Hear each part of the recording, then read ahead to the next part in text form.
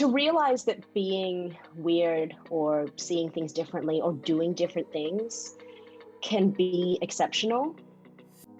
I feel that it's proven time and time again, but when the right people recognize it.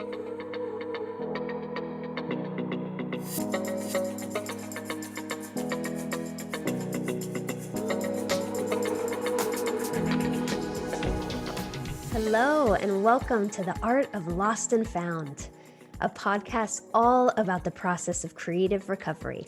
From those low lows to the high highs, this podcast explores what it means to be a truly creative person and how creativity is a superpower that we all have that we can use for our own well-being and transformation. I'm your host, Brooke Estin.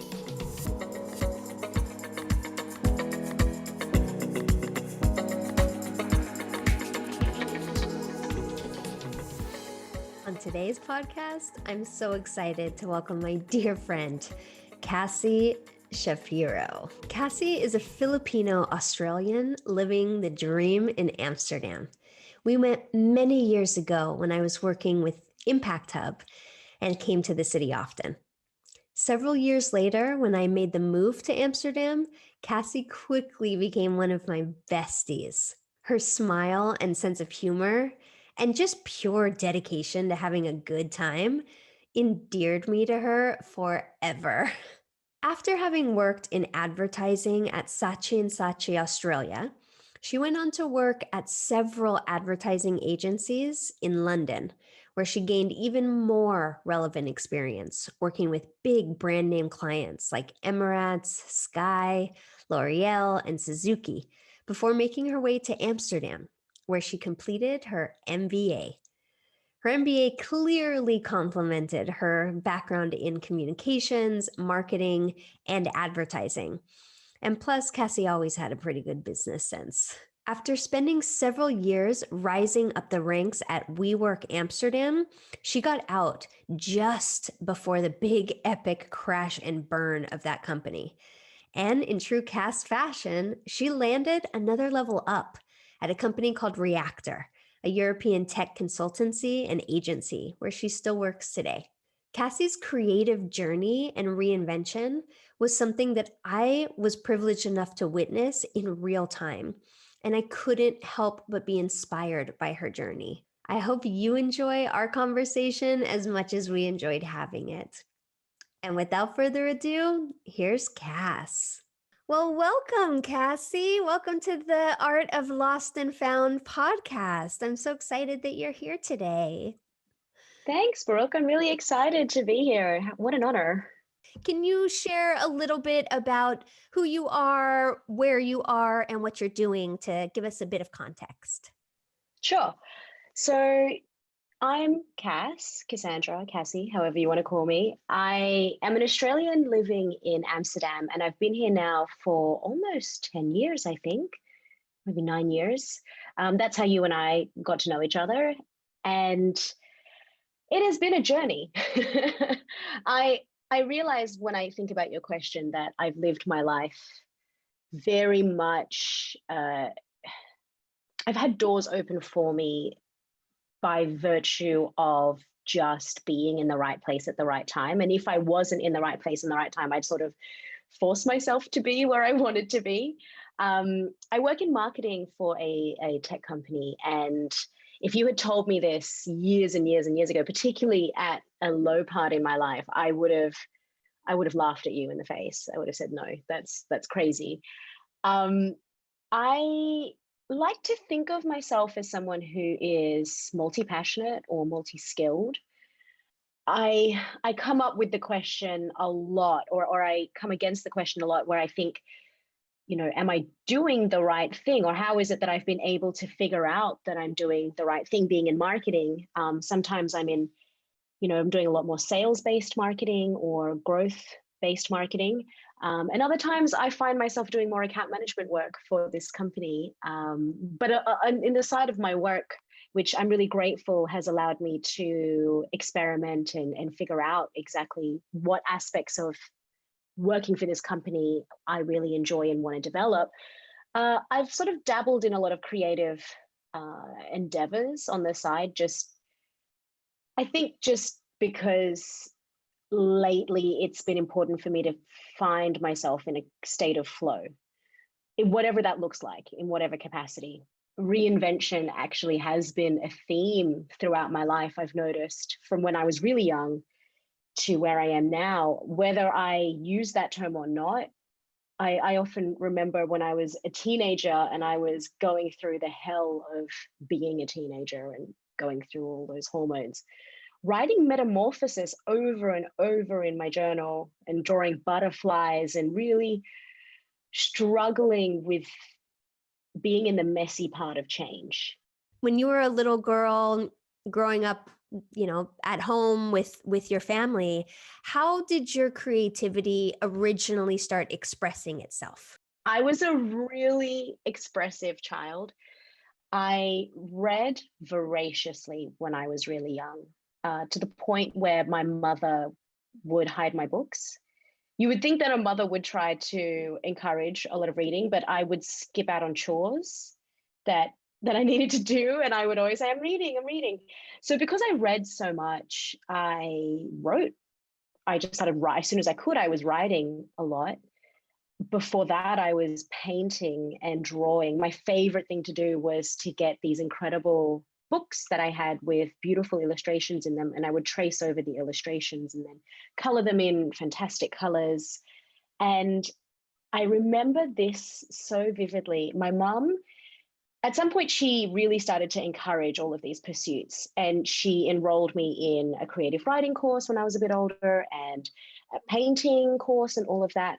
And I'll never forget when I was, I want to say like 8 or 9, she enrolled me in like a creative writing course for kids. And one of the assignments was, on this plain piece of paper, write a story. And I wrote this story. It was homework. So I took the paper, I wrote the story on the piece of paper, and it was very quick. And I was like, all right, I'm done. And I looked at it and it was just words on a page. And I thought, this is really freaking boring. It's not nice to look at.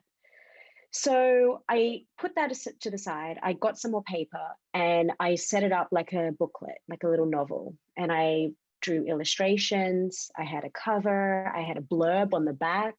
I even hand drew the little barcode that you see on the back of books. I went to town on this little assignment and I was so proud of myself. And when it was time to hand in the assignment the week later, the teacher looked at my little booklet and she said, this wasn't the assignment. And I said, okay, but I've done more. Like, you have a book. Everyone else wrote on a piece of paper. I made a book. And she said, yeah, okay, but like the assignment was to just write it in that piece of paper. And I said, okay. So when she marked it and I got 5 out of 10 or something, and she said, your story was good, but you didn't follow the instructions.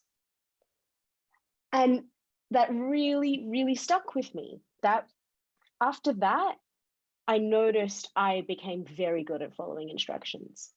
And I didn't really want to express myself further than what was expected in a very structured assignment, or in situations like that where people are telling you, hey, here is exactly what we want from you.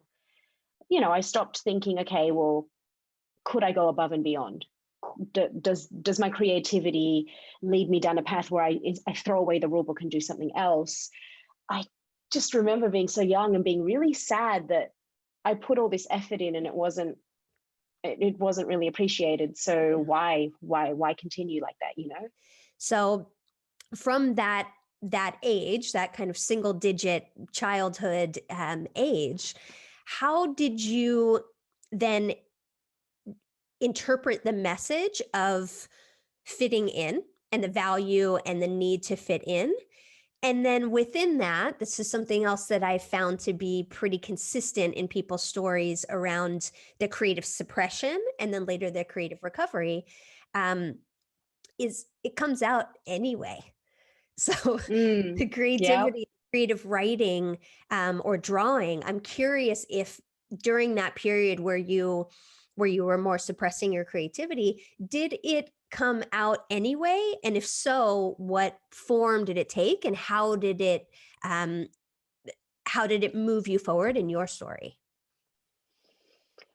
What happened with me after that specific instance where my creativity was sort of suppressed, or I felt it was suppressed? What happened after that was I would go to school and I did everything that I needed to do.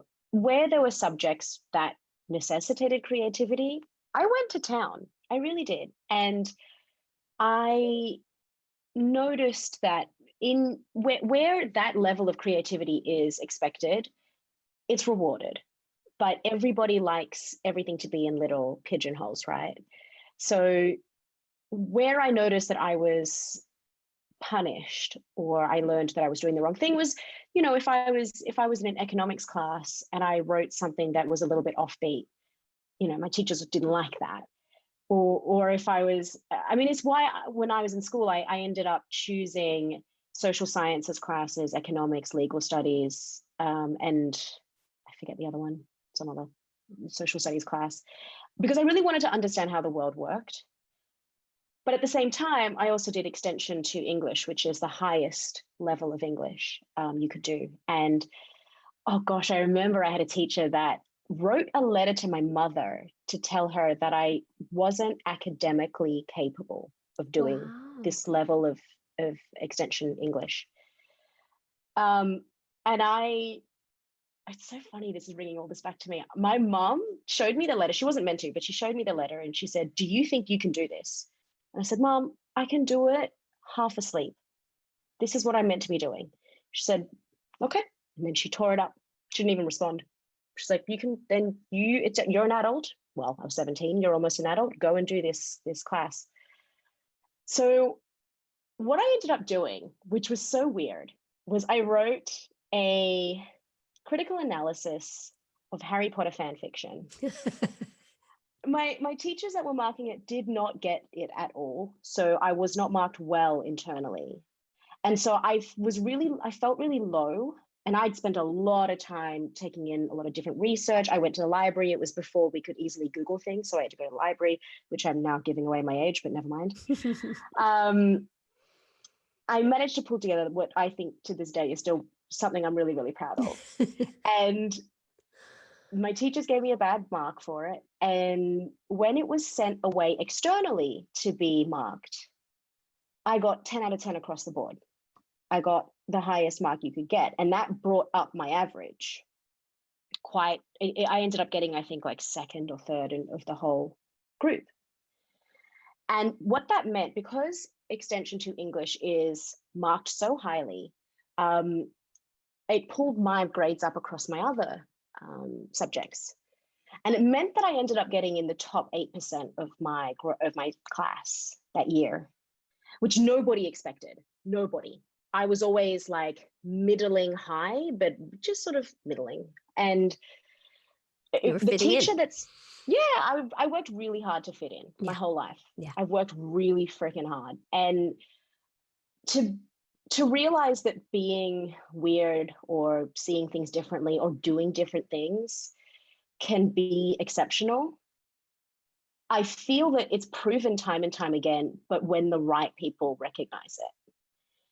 Because when you're doing it in a vacuum, you need a lot of inner motivation and inner confidence and strength to continue. And it's why people always love the crazy ones or the people that no one understands. When you think about that narrative, I personally believe that narrative is so popular because what's not really spoken about is the fact that the person has to overcome the tide of normalcy that surrounds them and tells them that what they're doing is weird and I don't get it, so you're wrong. What happened when I was going on stage to get a little plaque to say that I was in the top 10% of my year, the teacher that sent the letter home to my mum to say that I wasn't smart enough, she didn't know that I was getting a plaque. So she said to me, "Oh, you're here to support your friend, Charlotte." And I said, No. I'm here to get a plaque. And then I got up on stage and we had to all give a little speech, like 20 seconds. And I just got up and I said, don't let anybody ever tell you you can't do what you want to do. Yeah. Because you can. Because inevitably, somebody will see and recognize in themselves the work you're doing.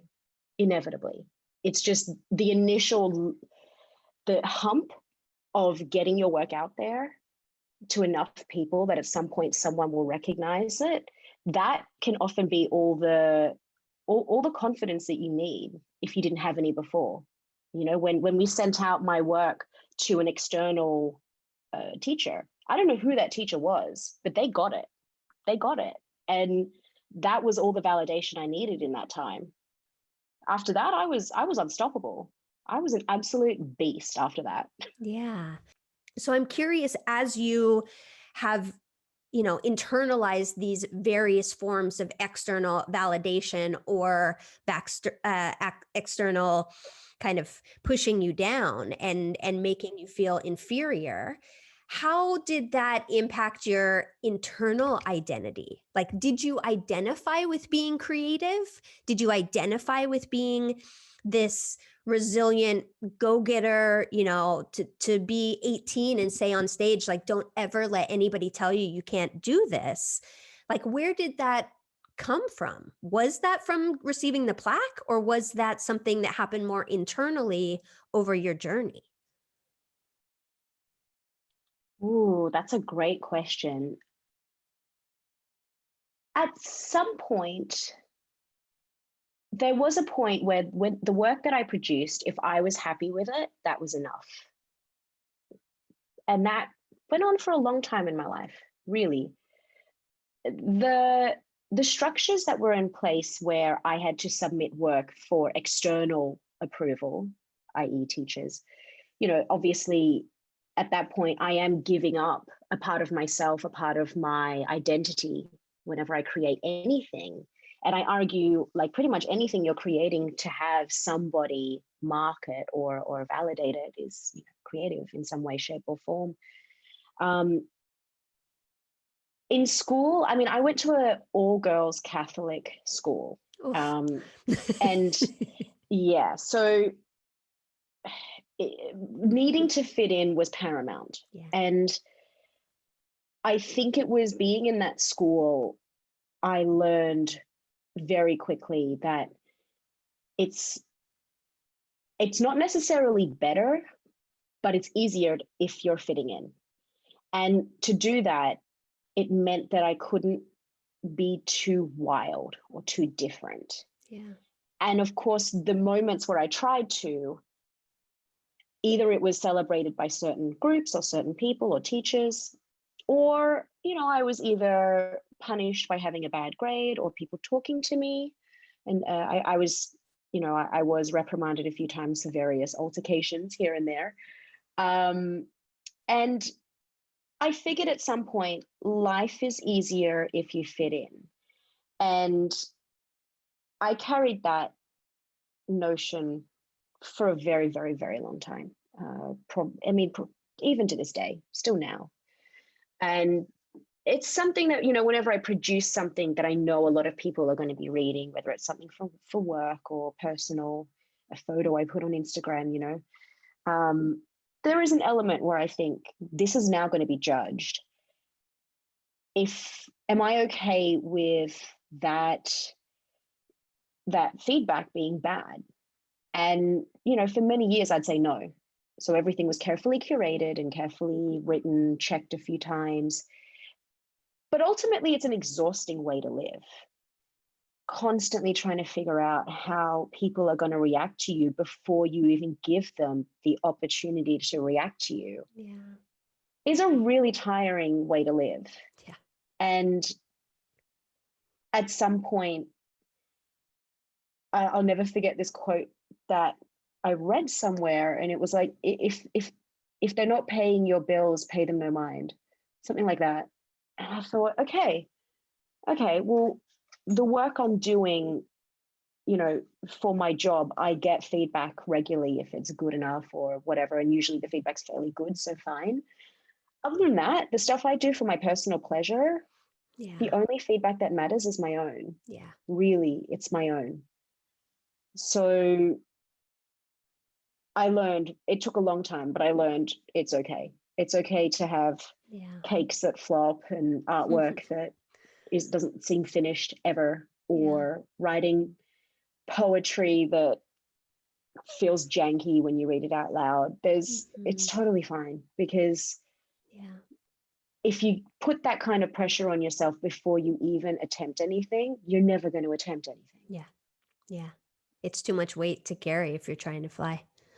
Yeah, exactly. Yeah. Exactly. I think one of the things that's really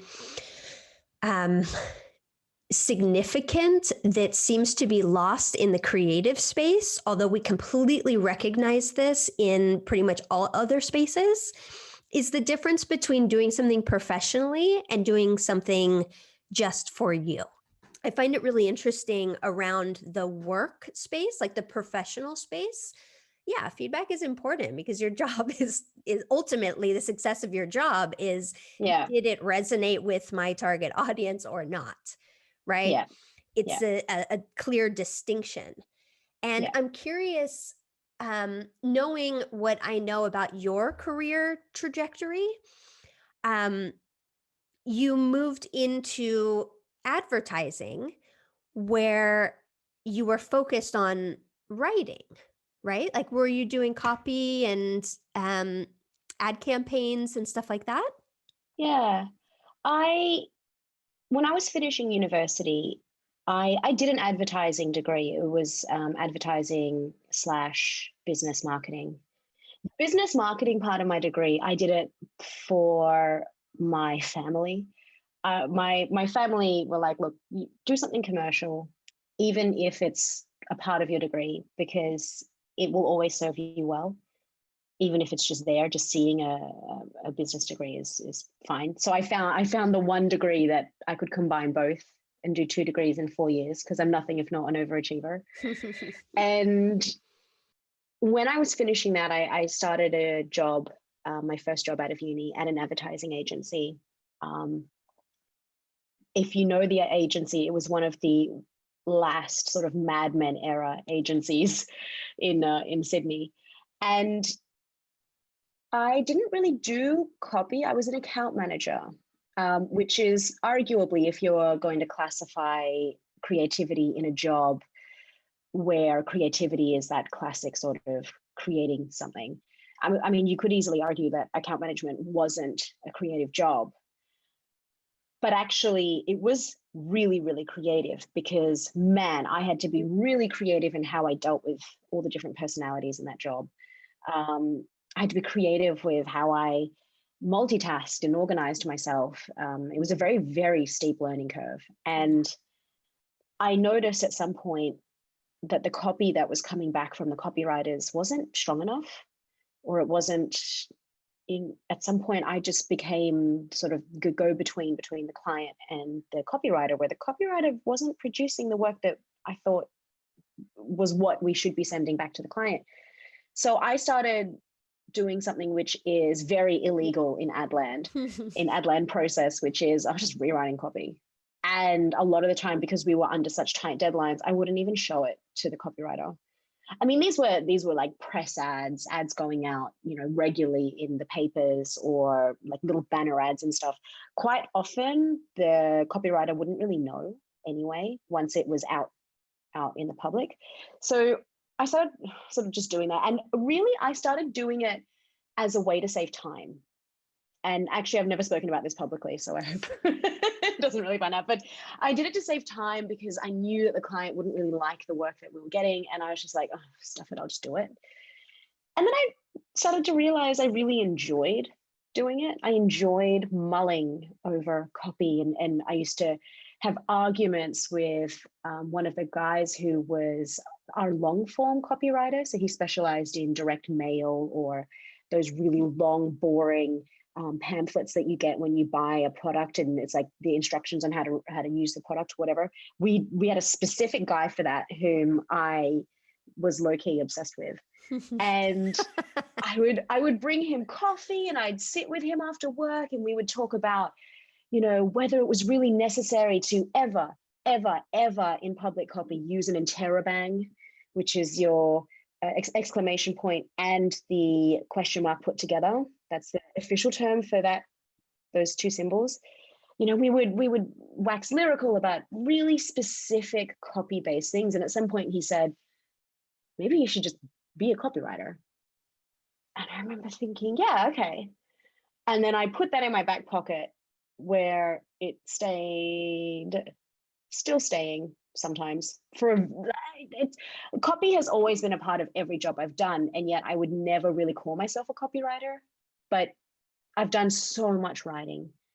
And whether it's for creative purposes or whether it's pitching or selling a product, it's always factored into my job one way or another. My former colleague, he messaged me the other day and he said, I just came across some of your emails.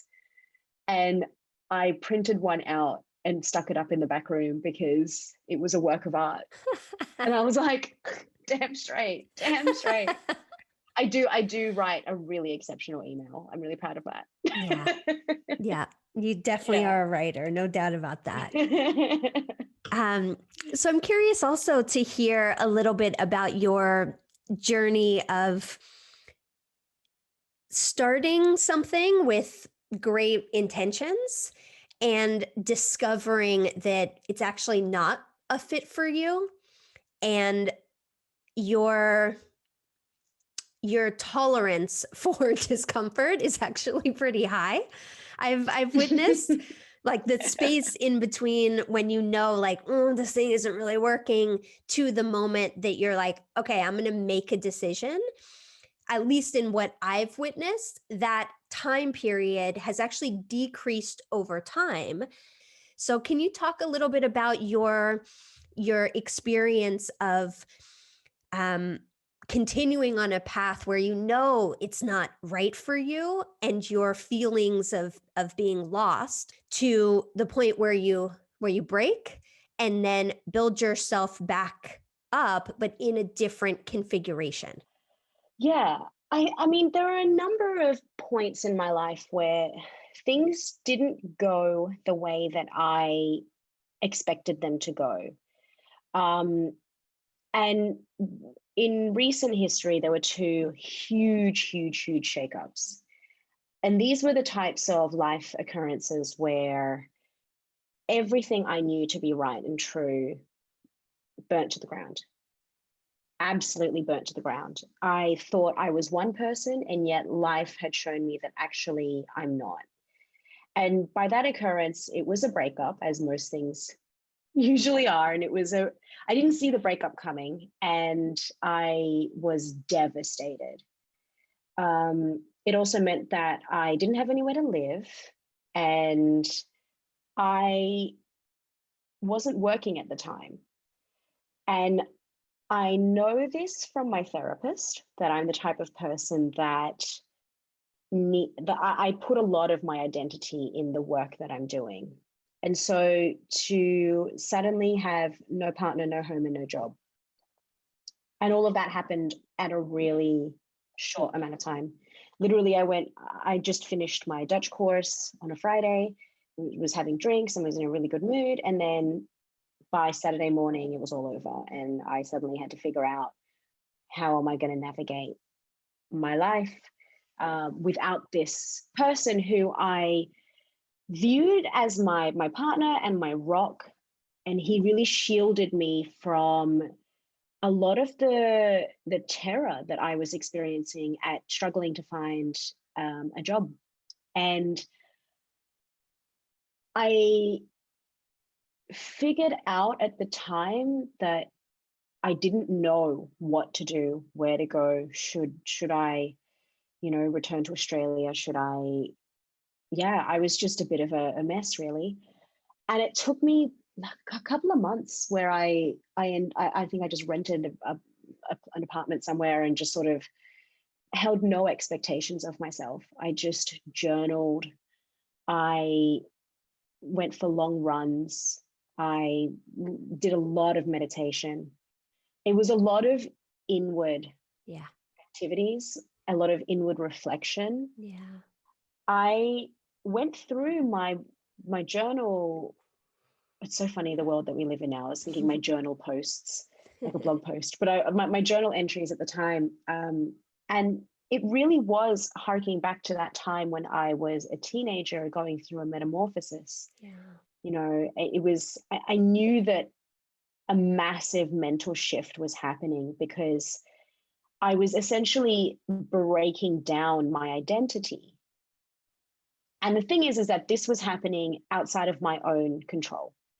I was fighting against this. I didn't want to be a different person, but I had to be, because everything I knew that was steadfast about my identity had been ripped away from me. Yeah. And it was rough. It was a really rough few months.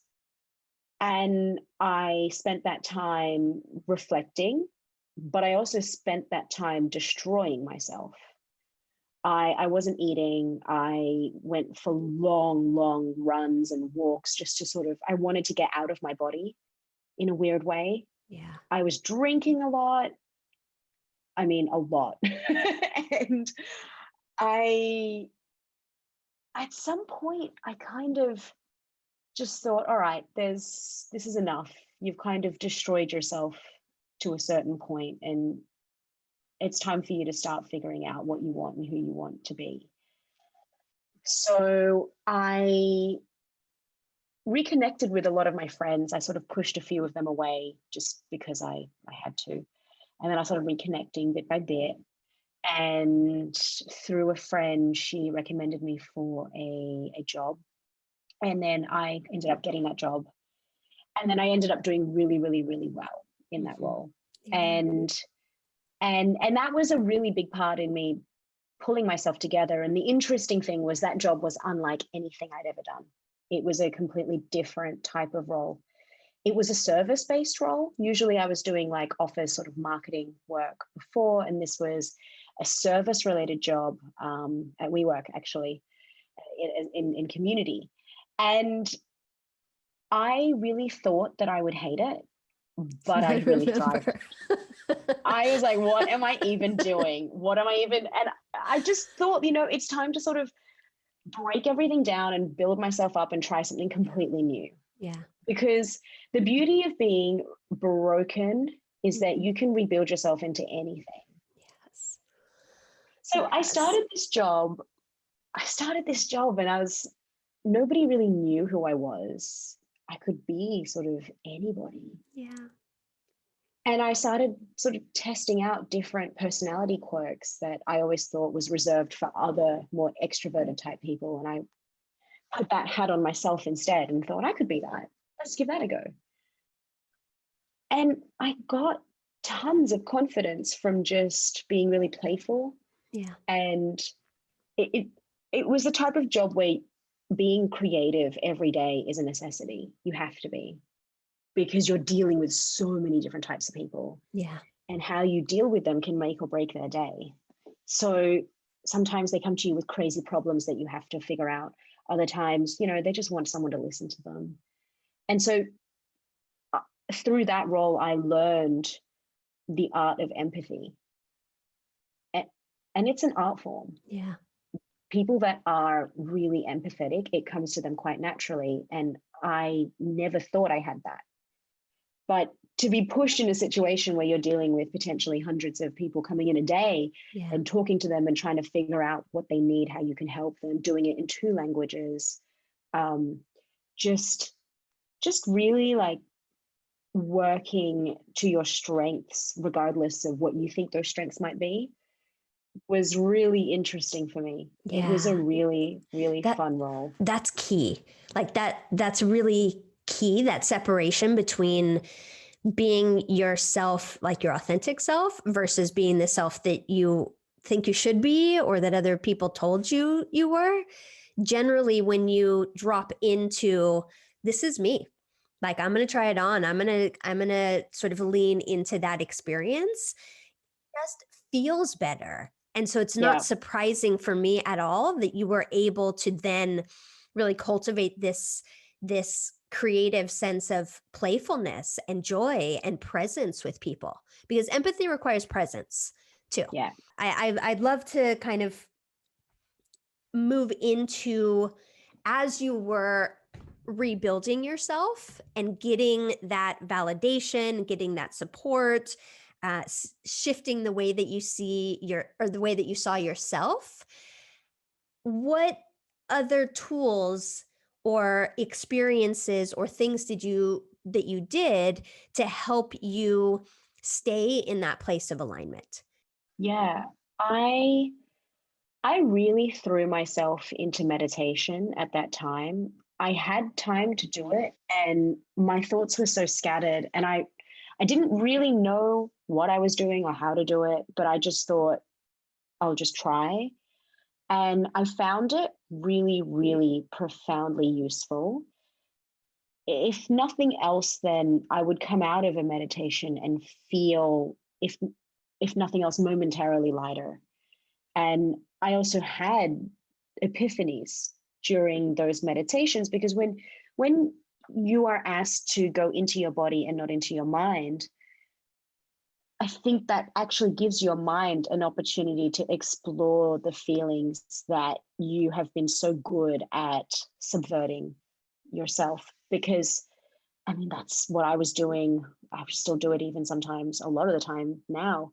What I think a lot of people do is they have feelings and they try to sublimate them and push them, because it's easier to just continue through life without really getting curious about why you're feeling what you're feeling.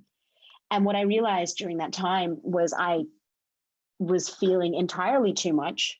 Whatever it was, I had so many feelings. Every day I woke up with all the feelings, and I just had no idea what they were or how to process them. I was really confused. And even talking with my friends at that point wasn't really the thing I needed to give me enough clarity. And I think it was because I spent so much of my life looking for external validation, that when I had the moment to go inwards and really think about whether I was giving myself enough validation, that was when meditation kicked in and went, right, this is the work you need to be doing. I'm a fairly practical person. And before that point, I always thought meditation was something a bit woo-woo that you would do if, on like a yoga retreat with your friends. It was like a bit of fun. And it was that moment when I realized how powerful it can be when you really put yourself into that situation where you're going to dive deep within yourself and try to sort out your own emotions. I've not done it very deeply since then. I kind of used it as more of an RX tool, if you will. Like, it was almost pharmaceutical for me at that point. Since then, I've been trying to do it, but as more of a preventative thing, try and do 10 minutes a day here and there. Or if you can't do a specific guided meditation, I've been trying to be, I call it like my boring mindfulness stuff. So like, if I'm brushing my teeth, brush my teeth. Don't stare at my phone while I'm brushing my teeth. I've started this crazy thing where I go for runs without music, headphones, because I think the moment where I got tons and tons and tons of value and insight into myself was when I had very little distractions. It's easier to just distract yourself, right? Yeah. But the rest of that is, it's easier until it's no longer possible. Yeah. And so I think that's why, at least what I've noticed in these conversations that I'm having with people, is there's always a crisis point where you lose something that is part of your identity. You lose a loved one, you lose a job, you lose your health, you lose, something that you put so much of your identity on. And that is what starts the crisis, where all the distractions that you were using previously, they don't work anymore. Yeah. So true. So true. It was so easy for me to find like joy drinking wine with my friends all the time. And it is really joyful. It's a very joyful thing. I really used alcohol as a way to find joy. And I really noticed as I headed into my 30s, often it became less and less joyful. Yeah. And at some point I realized, I know that I don't fit into the classic archetype of like an alcoholic. I never drank alone. I only ever drank with friends, but I realized when I would go see friends that didn't feel like drinking, I would shame them into drinking, or I would just drink myself. It didn't matter. I mean, it doesn't matter. You do what you want with your body, but I really struggled with the idea that you could go out and see people and not drink. Yeah. A lot of my life, I've used alcohol as a crutch to get me through social interactions and then elevate them. I always thought it was needed to elevate them. And if you're connecting with people, you don't really need it. You don't need it. And it was also a really great tool to sublimate all those feelings that I was having as well, right? So I started to really understand that if I let it, alcohol could really become a much bigger part of my life than I would like it to be. Yeah. And getting intimate with my own thoughts often means that I can't have those distractions around me, the alcohol, the, constantly sitting on social media, even like overworking. This is a really bad habit of mine. I take on far too much. I say yes to everything because I get off on the high of being very productive. And I produce a lot for work. And, it's often to my detriment because there is a certain high that comes with telling people you're really busy. I'm really busy. Work's really busy. Yeah, I'm really busy. Because what is insinuated is that you're deeply needed.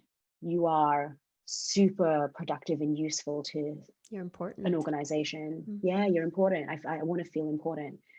And so even if I'm not using alcohol or anything like that, often, and I mean, even to this day, I just closed up a really hectic week at work. Even to this day, I'm still like, I'm really busy. And it's a thing that I'm working on. I'm trying to figure out what can I let go of, what, and trying to be conscious when people ask me to do things. I need to say to them, hey, when is this due? Is there somebody else that has capacity now to do it? Because yeah, and it's, I really thought that at this age that I'm at, that I'd sort of have that down pat. I don't. It's really, it's a work in progress. Yeah. And I mean, it's very intentional that I called this the art of lost and found, not I have arrived, right? Yeah. Like arriving is not synonymous with being found. Being found is just, you know where you are and you know what direction you're needing to go in. This concept of reinvention, of metamorphosis, and of resiliency, like that is ongoing, right? And you're constantly going to be leveling up because the challenges that you bring into your life are usually in alignment with what is just at the next level. As we wrap this up here, the final question that I have for you is whether you have any words of wisdom or advice or things that you wish you would have known when you were younger to help yourself become more comfortable with the process of constantly needing to reinvent yourself. I would like to tell my younger self that it's okay to fail.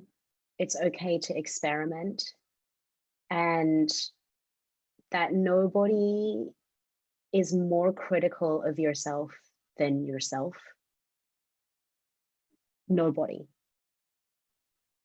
And I think if I knew those things when I was younger, I think I would have given myself a much gentler ride.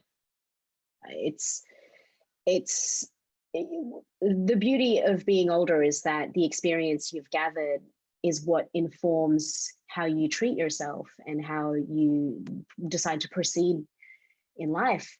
And when I was younger, I was really, really hard on myself. And all those times where I felt really, incompetent or just not good enough in any way, shape or form, I really wish I could just go back and go, you are totally fine. It's okay. And when even when you fail, the world isn't going to end. And I think that's the one thing, because I think after that, my life would be a lot easier and a lot gentler. And then it's okay to be gentle as well. I spent a lot of my life trying to go hard, need to achieve everything now. But that's an excellent way to burn yourself out. And it's also not the nicest way to go through life. You know, just to be kind to yourself it's something that a lot of people say, and yet I think a lot of people don't follow that. And I'm definitely one of them. And I wish when I was younger, I was a lot kinder to myself. Yeah. Thank you so much. This has been really joyful. Thanks, That was really Cass. great. What a pleasure. Thank you so much for listening to today's episode of the Art of Lost and Found podcast. I hope that you are feeling inspired and empowered to go forth and explore your curiosity and creativity. As always, if you want any more information about any of our guests or the show notes or anything we discussed on today's episode, you can head over to www.brookeestin.com/podcast. Thank you so much, and looking forward to seeing you in the next episode.